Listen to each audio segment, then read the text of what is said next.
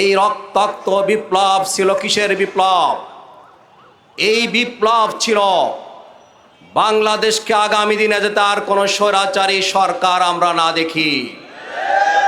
বাংলাদেশ হবে দুর্নীতি মুক্ত, বাংলাদেশ হবে দলীয়করণ মুক্ত, বাংলাদেশ হবে সন্ত্রাস মুক্ত, বাংলাদেশের কোথাও কোনো জায়গায় চাঁদাবাজি থাকবে না, বৈষম্যহীন মানবিক একটি ইনসাফ ভিত্তিক বাংলাদেশ প্রতিষ্ঠিত হবে।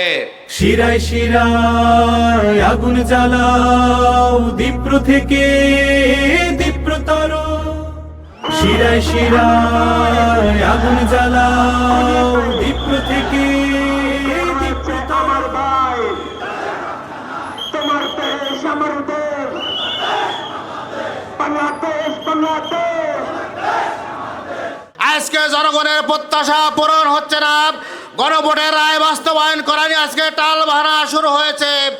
আমরা অত্যন্ত স্পষ্টভাবে এবং দৃঢ়ভাবে বলে দিতে চাই, যেই দেশের মানুষ 70% গণভোটের পক্ষে রায় দিয়েছে, সেই গণভোটের রায় বাস্তবায়ন করার কোনো বিকল্প নাই। অবশ্যই গণভোটের রায় বাস্তবায়ন করতেই হবে।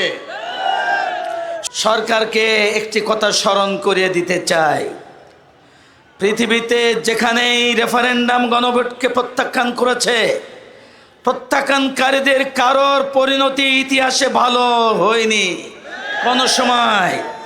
অতএব আজকের সরকারকে জানাতে চাই যে ইতিহাস থেকে শিক্ষা গ্রহণ করে গণভোটের রায় মেনে নিয়ে সংস্কার পরিষদ দেরি হলেও গঠন করে স্বৈরাচারের দলিল সংবিধানকে সংস্কার করুন।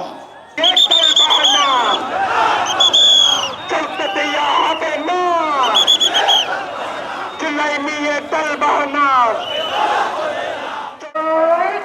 তরুণ তোমার চোখের দুটি ক্ষিপ্র করো, ক্ষিপ্র করো, দীপ্র থেকে দীপ্রতর, ক্ষিপ্র করো, ক্ষিপ্র করো।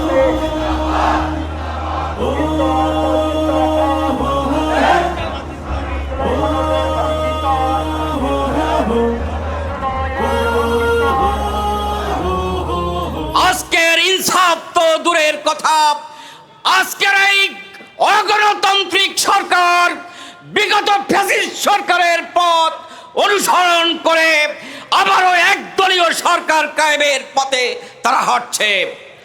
আমি বর্তমান সরকারকে বলতে চাই, আপনারা যদি গণতন্ত্রের পথে ফিরে না আসেন, আপনারা যদি ফ্যাসিবাদ কায়েম করতে চান, বাংলাদেশের গণতন্ত্র প্রিয় দেশপ্রেমিক জনতা আপনাদেরকে ফ্যাসিস্টের পরিণতির দিকে নিয়ে যাবে ইনশাআল্লাহ।